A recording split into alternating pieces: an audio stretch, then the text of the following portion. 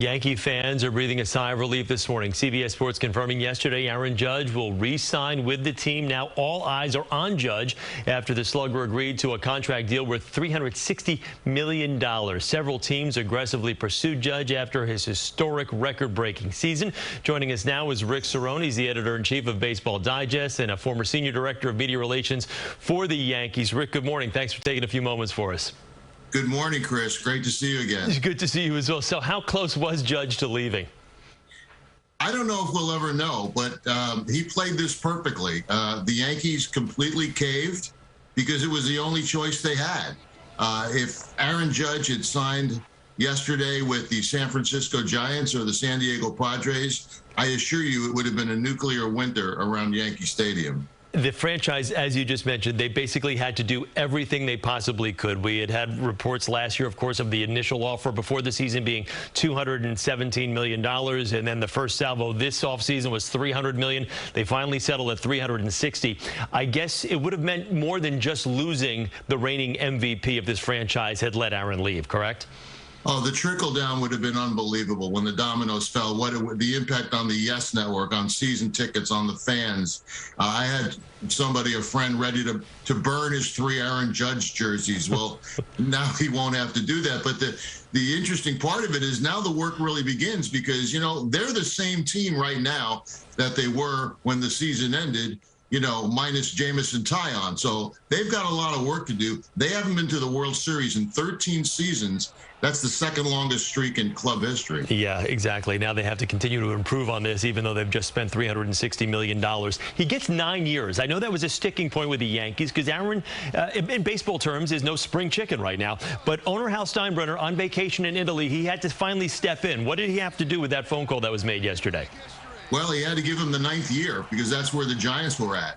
And he now had a team to compete with. Look, Aaron Judge bet on himself, you know, last year. And Chris, I wouldn't have done it. I would have taken $213 million and not worried about what happens in the next year or two. I mean, he could have lost everything, but he bet on himself. He does not have a Steve Boras type agent, but you got to give them credit. They played this perfectly. It was the most incredible, you know, bet on yourself deal you could probably ever imagine. Was there any truth to the Padres? I know he was in San Diego. The winter meeting's going on in San Diego right now. He was in San Diego yesterday, and of course the reports came out yesterday that the Padres had offered him 11 years, $400 million in the 11th hour.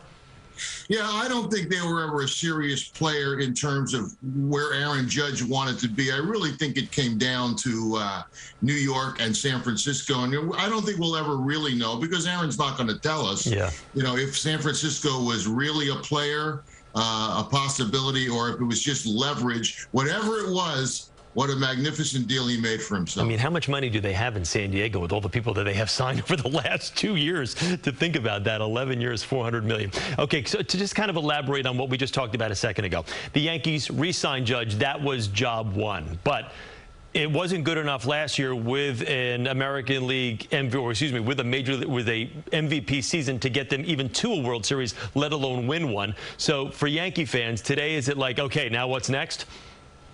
Well, it's exactly what's next. And basically, they got to improve the lineup. They got to add another starting pitcher. They've already lost Jameson Taillon. They add another starting pitcher. The word is, you know, right now from San Diego is that they're in on Carlos Rodon. But, you know, they've got to change that offensive philosophy because right now we have the same team.